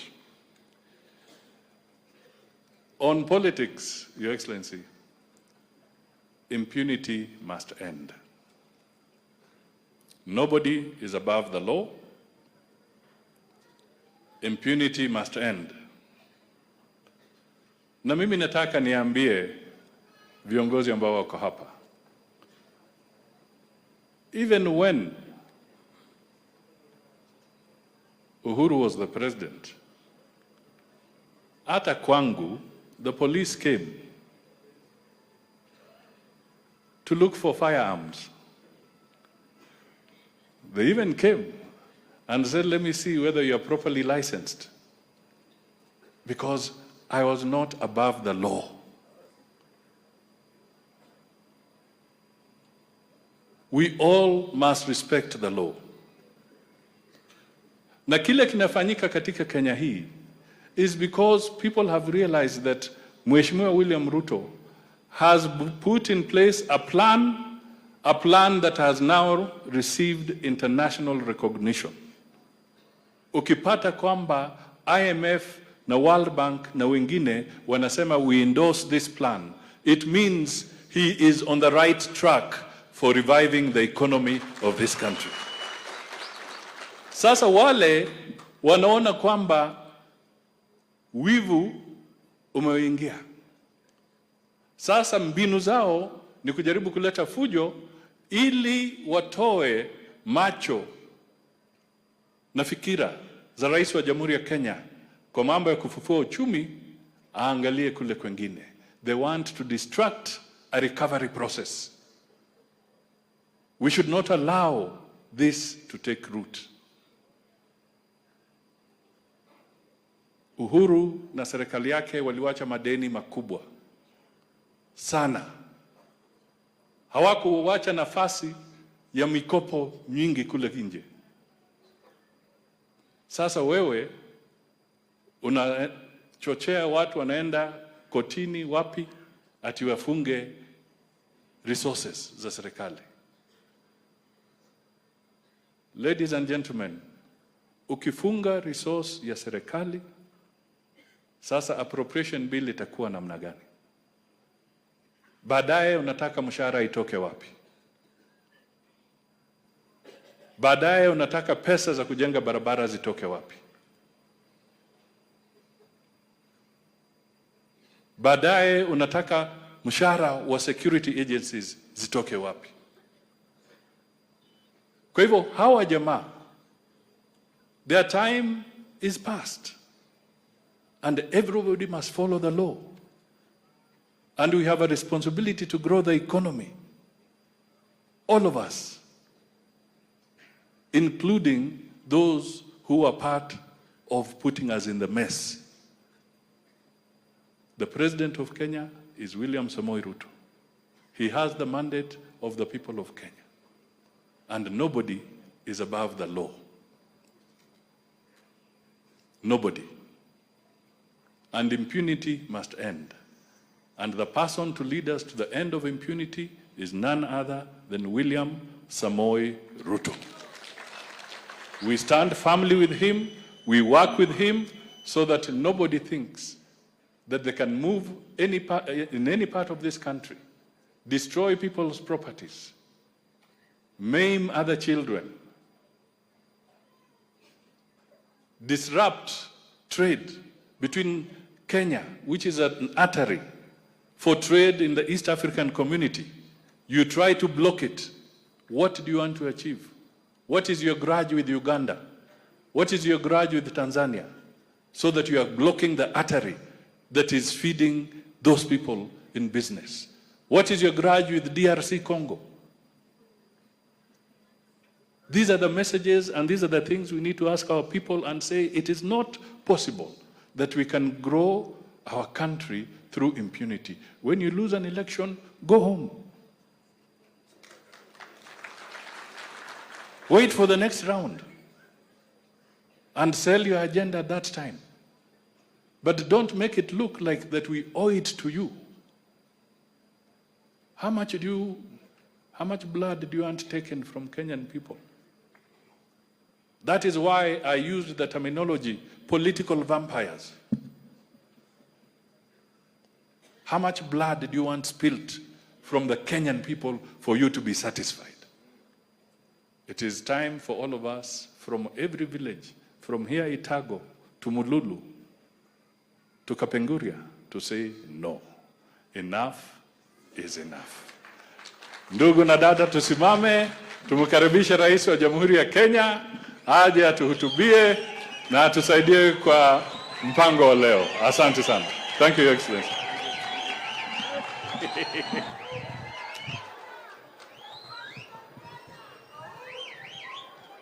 Hey, abantu bami ntombo ya more. Aya, tuketi. Waheshimiwa viongozi wote, ndugu wananchi, kina mama, wazee, vijana wa hapa South Mugirango, amjambo. Amjambo tena. Abantu bami ntombo ya more. Mbuya more naende. Mbuya more mwenzi. Nyasaye no muya. Chinga kichonzi. Hey. Bwana Yesu asifiwe. Hebu mnisalimie hivyo hewani nione. Hey. Yaani hii dunia yote imekuja. Hivi ndivyo mmejipanga. Naona mko chonjo sana. Wacha nichukue nafasi hii ndugu zangu watu wa South Mugirango hapa Kisii. nimshukuru Mungu sana kwa kutupatia nafasi tufike hapa. Pia niwashukuru, ni mara yangu ya kwanza kufika hapa South Mugirango. Niwaambie watu wa South Mugirango, nilikuja hapa nikaomba kura zenu, tukaomba na huyu muungwana wenu Silvanus, na sisi wote nyinyi mkawa watu wangwana, mkatupatia kura zenu, mkatuongezea maombi, Mungu akatubarikia tukapata ushindi. Mimi nataka niseme asante sana watu wa South Mugirango. Sijui kama mmenisikia. Yaani nimesema asante sana watu wa South Mugirango. Na mimi nataka niwahakikishie ya kwamba kwa sababu mumetusaidia tukaunda hii serikali pamoja, hii serikali itawafanyia kazi vile tutafanya kazi katika sehemu zingine zote za Kenya. Na nimekuja hapa leo salamu peke yake. Mimi nitarudi hapa sasa kwa ile maneno yenyewe. Si tulikubaliana tukimaliza uchaguzi kitendawili haitaanza? Tulisema kazi ndio itaendelea. Ama tulisemaje? Si namna hiyo? So leo mimi nimefika hapa, niliambia mjumbe wenu juzi ya kwamba nitapitia hapa. Nilikuwa nimeenda shughuli ya maji kule Vihiga, nikasema nitapitia hapa nafasi kidogo niwasalimie, niwashukuru, na pia niwashukuru kwa kunipatia huyu shujaa. Anaitwa Silvanus Osoro. Huyu muungwana jameni ni mtu shujaa. Huyu mtu hawezi kununua uoga. Ni mtu amejipanga, na tumempatia kazi kubwa ya kupanga bunge ya Kenya. Huyu chief whip, mimi nataka niseme asante sana watu wa South Mugirango for electing this great Kenyan, Silvanus Osoro. Ile kazi yako naye, kalamu yake ndio inapanga hawa wabunge wote kwa makomiti. Huyu kalamu ya huyu mtu, si ndio? Msimuone ati ako na mwili kidogo. Hii watu wote wanapiga saluti kwake. Akisema unatoka hii komiti, unatoka za hiyo hiyo. Anasema umekosa komiti, kalamu yake ndio inaondoa watu. So huyu Silvanus Osoro tumemwamini, tumempatia kazi ya muhimu ya kutupangia agenda ya serikali katika bunge, na amefanya kazi ya kujitolea na kazi mzuri. Mimi nataka niwaambie watu wa South Mugirango, thank you very much for giving us a great Kenyan to serve in the Parliament of Kenya. Viongozi wengine wote, tuko na wabunge wa hapa Kisii ambao tulichaguliwa pamoja na wao. Tuko na wabunge wengine hata ingawaja hatukuchaguliwa na wao, wamekubali tuungane kwa sababu mambo ya siasa imekwisha. Sasa ni kupanga mambo ya wananchi. Na vile niliwaeleza ndugu zangu watu wa Kisii, na nataka nirudie, mimi niko tayari na deputy wangu na serikali, tuko tayari kufanya kazi na viongozi wenu wote. Pengine tu wakatae. Tunaelewana? Wakikataa sasa mimi sina lingine, lakini mimi nataka tupangane kwa sababu nia yangu ni kuhakikisha ya kwamba tunataka maendeleo ya serikali ifike katika kila sehemu ya taifa letu la Kenya, ikiwemo hapa Kisii. Nawashukuru sana kwa sababu leo nimekuja hapa, na mimi nataka niwaeleze, niliwaambia wakati nilikuwa hapa ya kwamba tutakuwa na mpango maalum ya kusaidia wafanyabiashara wa hapa chini. Leo Osoro ameniambia kuna wamama wamejipanga katika vikundi. Mimi nataka niwaambie wamama, nitatoka hapa nikiwa nimewapanga. Ndio? Lakini mimi niliwaeleza tutaanzisha hazina ya Hustler Fund. Nyinyi watu wa Kisii ni watu wa mnajua kujipanga sana. Hapa Kisii watu ambao wamepata Hustler Fund ni 430,000. Wamechukua milioni 567. Na mimi naona watu wananiangalia hapa na kuna wengine hawajalipa, sasa ndio unaona wana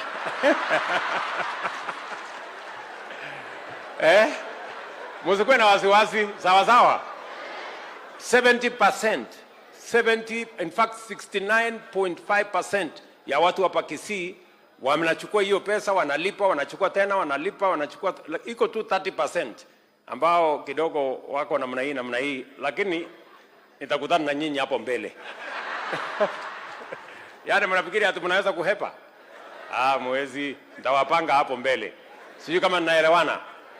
Lakini tena tumepanga awamu ya pili, na mimi nataka kina mama ambao wako kwa vikundi na vijana, watu wa bodaboda na wale wengine wote wanisikize. Tumepanga tena awamu ya pili. Mkijiunga katika vikundi watu 10, watu 20, tumepanga tuwapatie pesa kati ya 20,000, 1,200 na vile vile mpaka ifike shilingi 1,000,000. So nyinyi mujipange vizuri. Nyinyi mnanisikia? Mujipange vizuri ndio tuwapatie pesa, kwa sababu nia yangu ni kuhakikisha ya kwamba mwananchi wa kawaida anaweza akapata pesa ya kufanya biashara bila ya kuwa na title deed ama logbook, bila ya kujua chief ama assistant chief, hata mjumbe, hata rais, you don't have to know. Bora kundi yako imejipanga, tutawapatia pesa ya kufanya biashara. Nyinyi mnanielewa? Lakini bora tu uwe mtu mwenye umejipanga hapo. Sasa wewe, mimi nakuuliza mtu ya South Mugirango. Sasa wewe unahepa na shilingi 500 na 20,000 na kungojea. Si wewe umekosa mpango? Ukihepa na 500 na 20,000 umekosa. Si wewe umejiharibia? Ama namna gani? Wewe jipange hapo namna hii pole. Sijui kama tunaelewana. So mimi nawauliza, leo tumefika hapa niwaeleze watu wa South Mugirango, watu wa Kisii County na wa Kenya wote ya kwamba the government of Kenya has a plan. We have deployed resources to make sure that ordinary people, ordinary hustles, people who run small businesses can have access to credit between 20,000 shillings and 200,000 shillings per group, and that money you can access without collateral, without any security, without knowing anybody. Kwa mtandao tu, kwa simu. Vile wewe ulipata ile 500, sasa unaweza kupata 20,000. Wewe lipa ile 500 alafu jipange hapo. Bure utakuwa unajiangusha peke yako.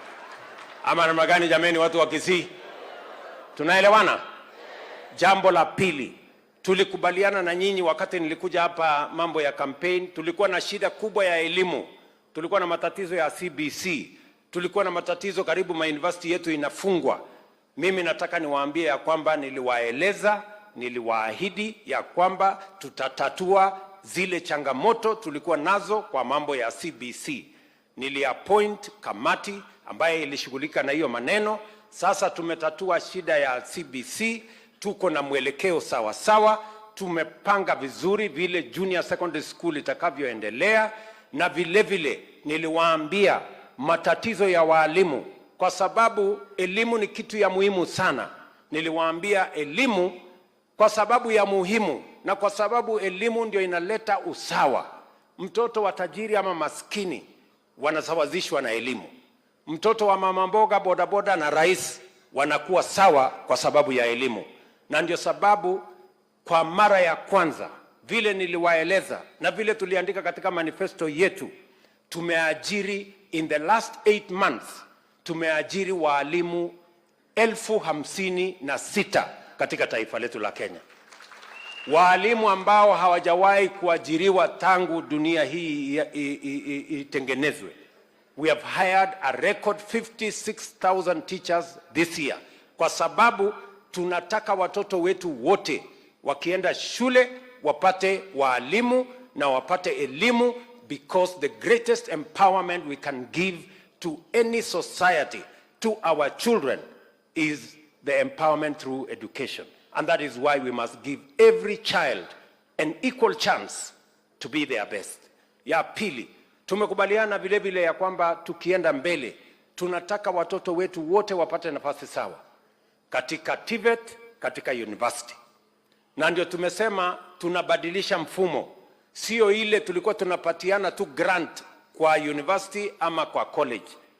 Leo tumebadilisha, we assess every child. Na tumesema wale watoto ambao wanatoka jamii ambazo ziko chini, lazima tuwapatie scholarship 100% wasome bila ya kuulizwa pesa yoyote. Nyinyi mnanielewa jameni? Na ndio tumeongeza maradufu pesa ya TVET from 5 billion to 10 billion. Tumeongeza pesa ambayo inaenda katika universities zetu from 44 billion mpaka 82 billion, because we want every child in Kenya wakienda university wakute masomo inaendelea, sio wanaenda university kwenda matembezi. Na tunataka tuhakikishe, because human capital, the people of Kenya are the greatest resource we have as a nation, and to sharpen that resource we do it through education. Tunaelewana? So hiyo mpango yote ya elimu tumetengeneza, tumekubaliana na vice chancellors, tumekubaliana na wale wanaendesha TVET, tumepanga vizuri, and we have already implemented that program. It is moving forward. Tulikubaliana na nyinyi vile vile kwa sababu tunataka kubadilisha taifa letu la Kenya. Tukasema lazima tushughulikie mambo ya chakula, kwa sababu kupunguza gharama ya maisha, sehemu kubwa ya gharama ya maisha ni gharama ya chakula. Na ndio tulisema njia ya kupunguza gharama ya chakula sio ati chakula inapatikana sokoni. Chakula haitoki sokoni, chakula inatoka shambani. Ama namna gani? Kwani unga inatoka kwa soko? Si unga inatoka shambani? Na kama unataka kutatua shida ya bei ya unga ama bei ya chakula ama gharama ya maisha, unaenda mahali inaanza. Na ndio tumeenda kwa wakulima. Tumepunguza gharama ya mbolea vile nimewaambia from 7,000 mpaka 3,500, na mimi najua nyinyi watu wa Kisii mnapanda mara mbili, mkirudi shambani tena hamtalipa 3,500, nimepunguza tena ikuje 2,500.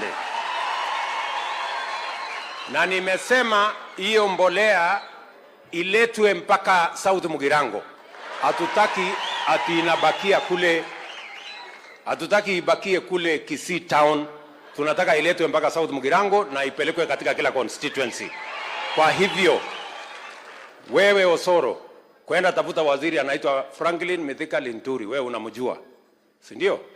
Pangeni na yeye county government. Kama county government wasipopanga, wewe upange, tuwe na store hapa, tulete mbolea ya watu wa South Mugirango ikuje hapa, kwa sababu tunajua nyinyi ni watu wa bidii. Mutazalisha chakula yote, mutaweka mambo ya kahawa, mutaweka, tutawapatia hata ya miwa, mutaweza kutumia, ndio tuweze kuongeza productivity, ili kila mmoja wetu aweze kuongeza mapato ya shamba yake, kama ni ya chai, kama ni ya kahawa, kama ni ya miwa, kama ni ya mahindi, kama ni ya ndizi, kama ni ya muhogo, hiyo yote tuweze kuzalisha chakula, ndio tuweze kuondoa aibu ya njaa katika taifa letu la Kenya. Tunaelewana jameni? Na ndio nimewaambia hawa watu wengine wanatusumbua na maandamano na masufuria kwa kichwa. Hauwezi kupunguza gharama ya maisha, hauwezi kupunguza gharama ya unga ati kwa kuvaa sufuria kwa kichwa, ati na kupiganisha watu kwa maandamano. Hata kwa dawa, hata kwa uganga, hata kwa uchawi, bei ya unga haiwezi kupungua kwa kuweka sufuria kwa kichwa. Ama inaweza pungua? Hata uweke sufuria kwa kichwa sijui siku ngapi, pengine uwakishe moto kwa kichwa ndio kichwa yako hiyo. Unajua hii ni upuzi mingi sana. Sijui kama tunaelewana jameni. Tuko pamoja?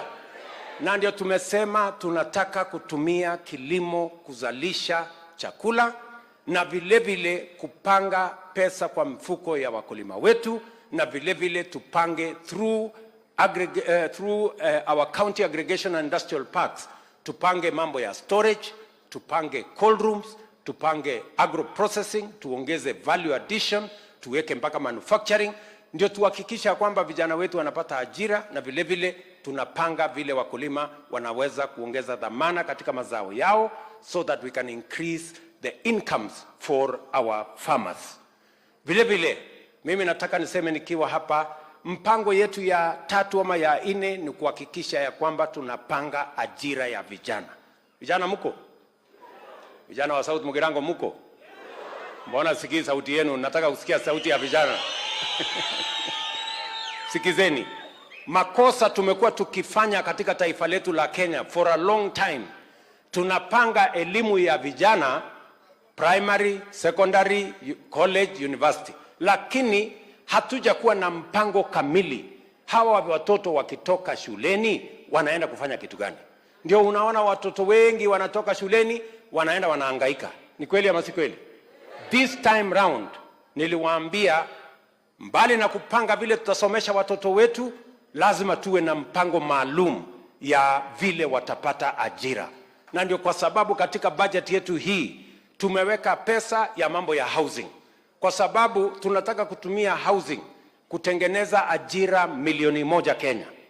Vijana wa hapa South Mugirango, mimi nataka mnisikize vizuri. Hapa Kisii, kwanza nyinyi watu wa Kisii ndio mnahitaji housing kuliko sehemu nyingine yote ya Kenya, kwa sababu ardhi yenu imeanza kuwa ndogo.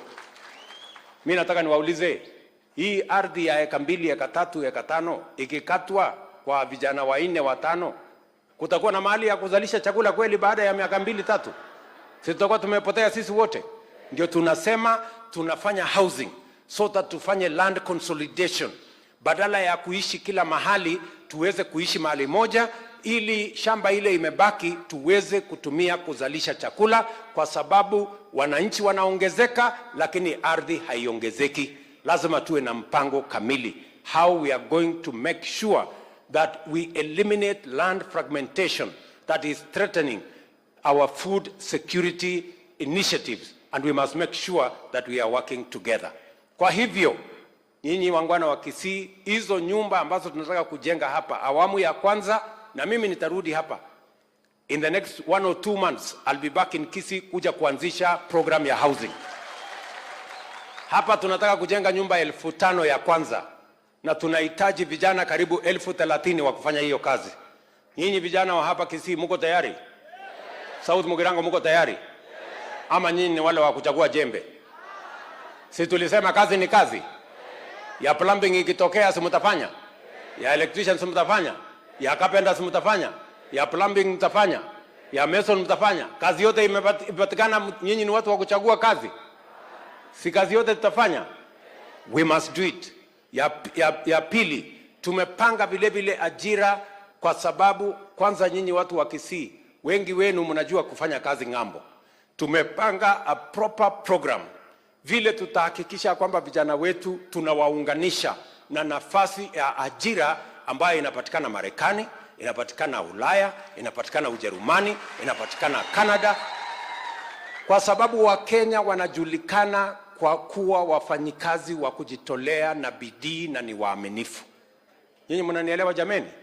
Vile vile tumekubaliana every ward tunaweka ICT hub, ili iwezekane pia kijana wa hapa South Mugirango awe yako hapa Etago, lakini kupitia mtandao anafanya kazi Marekani, anafanya kazi Ulaya, na ako tu hapa South Mugirango analipwa na dola.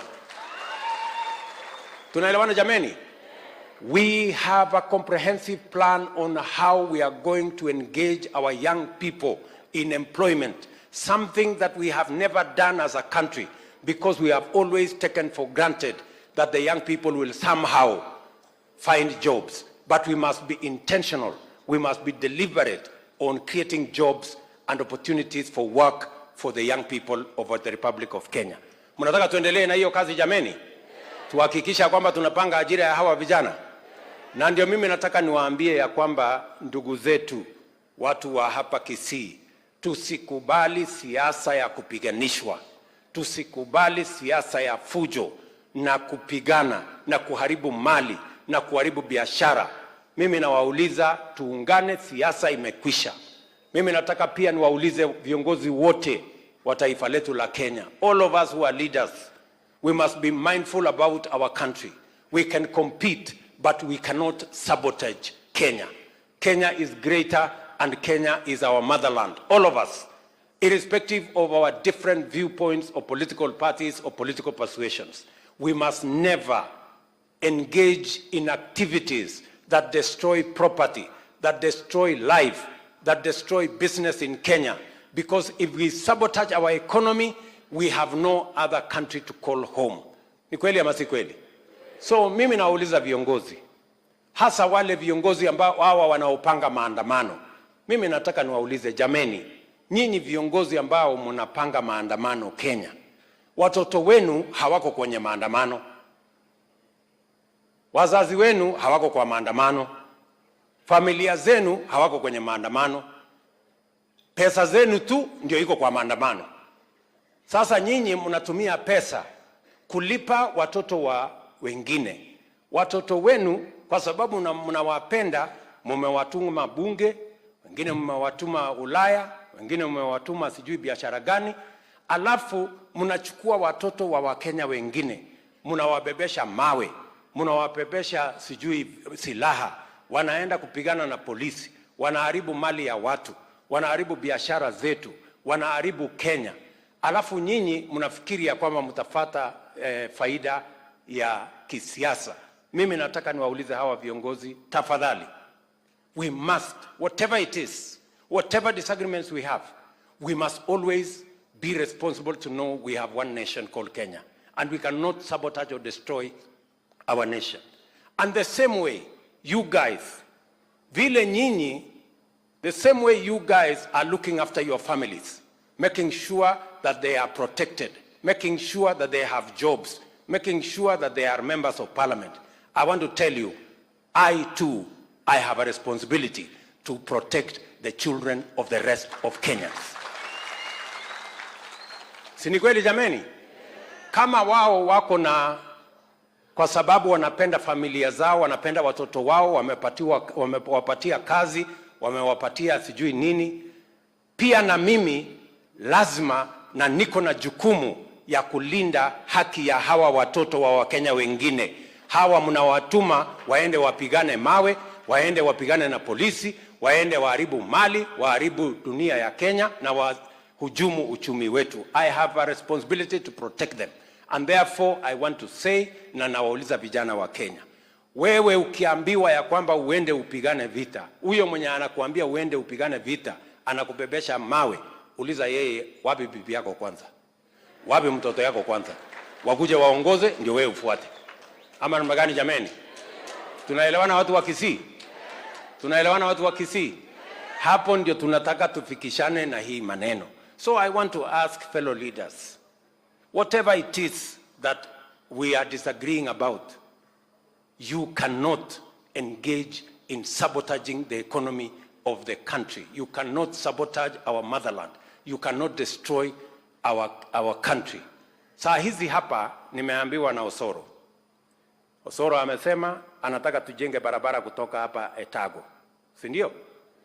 Iende Ikona, iende Geteni, iende Nyamaya. Si ndio? Hiyo barabara na tutajenga. Na ameniambia kuna barabara ingine imekwama kutoka Nduru kwenda Nyabigeni, kwenda mpaka Ikona. Si namna hiyo? Na mimi nataka nimwambie Osoro nitapanga. Lakini leo asubuhi, wacha niwaambie, leo asubuhi nilikuwa na mgeni kutoka China. Today in the morning. Sasa huyo mgeni wa kutoka China ananiuliza, tunaona inapangwa ile barabara tumewasaidia kujenga, tunaona mnachoma.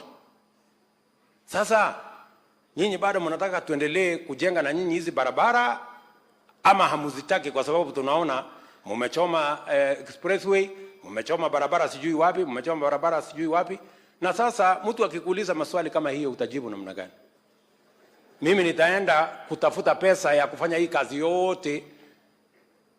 Maswali mimi naulizwa, wewe unakuja kutafuta pesa ya kwenda kufanya mabarabara ambayo itachomwa na wakora. Sio ni maswali ngumu sana? So we must be responsible, you know, because we cannot be building infrastructure that is destroyed by hooligans and crooks and people who have been sponsored to go mayhem and anarchy in our country. And those behind sponsoring this mayhem, they should be ashamed of themselves and they should forget about what they are looking for. We want a peaceful nation. And we want a nation that we compete on ideas, not compete in violence. Ama namagani jameni? Tunasema ya kwamba uongozi haipatikani kwa mashindano ya vita inapatikana kwa mashindano ya sera na kura. Na si tulipiga hiyo kura jameni tukamaliza? Ama hapa South Mugirango kuna yenye mulibakisha? Kuna yenye mulibakisha hati tutapiga baadaye? Si tulipiga moja tukamaliza? Ya MCA tulimaliza, ya bunge tulimaliza, senator tulimaliza, governor, ya rais mkamaliza. Ama namna gani? Uchaguzi sio hiyo peke yake, si uchaguzi iko ingine. Kwani wameambiwa hakutakuwa na uchaguzi tena Kenya? Si itakuwa 2027? Ama namna gani? Na nyinyi si mko area? Na nyinyi si ndio mafundi wa hiyo maneno? Si mtajua vile mtafanya 2020? Ama wamesikia ya kwamba mmesahau vile mtafanya? Si nyinyi mnajua vile mtafanya? Yule mtu amefanya kazi, mnajua vile mtafanyia yeye. Yule mtu amezembea na kupanga maandamano, mtamnyorosha vile mnajua vile mtamnyorosha. Ama ni aje watu wa hapa Kisii? So mimi nataka niwaambie ile kazi yote tumepanga na huyu muungwana wenu Osoro. Ameniuliza pia anataka mataa hapa Etago. Tutawapatia mataa. Hata Ikona tutawapatia mataa. Hata Nyamaiya tutawapatia mataa.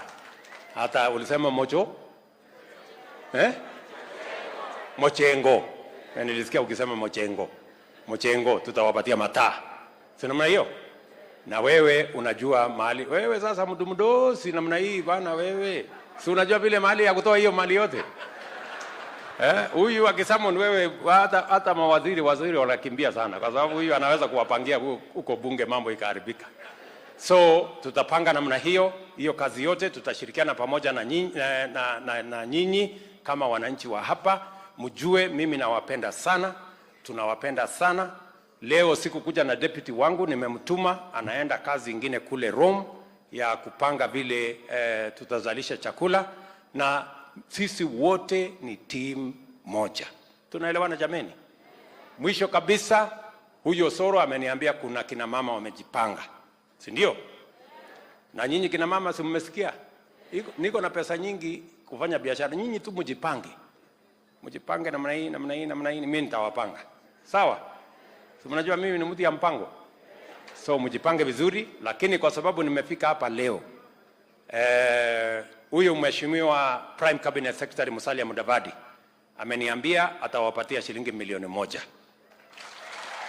Deputy President wangu amesema wewe Osoro, si unajua ofisi pale annex, uende uchukue milioni 2 ya Deputy President ya hawa kina mama. Na mimi nitakuajia shilingi milioni 5 ya hawa mama. Si ndio? Hiyo. Na isipotosha utaniambia. Si ndio? Tumeelewana jameni? Watu hapa Etago tumekubaliana. South Mugirango tumekubaliana. Ya mwisho pia huyu mjumbe wenu amenipitisha hapo kwa shule. Akaniambia hapo shuleni nahitaji maneno. Haya, ameniambia kuna shule nyingine inaitwa Mariwa. Ameniambia kuna shule nyingine inaitwa Tabaka. Ameniambia kuna shule nyingine inasema inaitwa Nyabigondo. Si ndio? Alafu kuna ingine moja nimesahau jina yake. So na ingine wewe Machogu. Sasa unajua huyu mtu ni mtu mkubwa sana huko kwa serikali yetu. Tafuta milioni 30 akuja apangie hiyo mashule huyu. Sawa? Huyo mjamaa atapanga, wewe Osoro utaandika hesabu na isipotosha unarudi kwangu na kupanga. Ndio? Si namna hiyo jameni? Ama nyinyi mnatakaje? Si namna hiyo? Si tupangane namna hiyo? So mjue jameni, mimi nawapenda sana, nawatakia baraka ya Mungu, na mimi siendi sana, nitarudi hapa tena kwa sababu mimi nataka tujenge msingi kamili. Watu wa Kisii wajue ya kwamba serikali hii ni serikali yao. Hawa viongozi wote, kina Ongwae wako hapa, kina Omingo Magara na wale wengine wote, watu, nimeona Sam Nyamoya yuko area hapa. Huyo kazi yake iko jikoni, wewe usisumbue mimi sana wewe. Huyo mtu amenikaza sana, hata I'm telling you I can't sleep.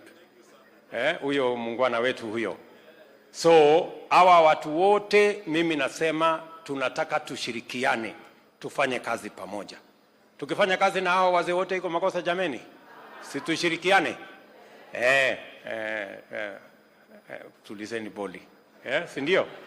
Unajua niko na vijana wengi hapa wako tamu yao inachemuka, saa zingine wanataka lakini pole pole. Si namna hiyo? Sisi tunataka tuunganishe watu wote ndio tuweze kutembea safari moja. Mimi nawashukuru hapa viongozi wa kutoka Jubilee. Jubilee ni chama yetu, sisi ndio tulitengeneza, tutashirikiana na wao kuendesha serikali. Na sisi wote ni ndugu moja jameni. We want to work together as a nation and build a united, prosperous Kenya.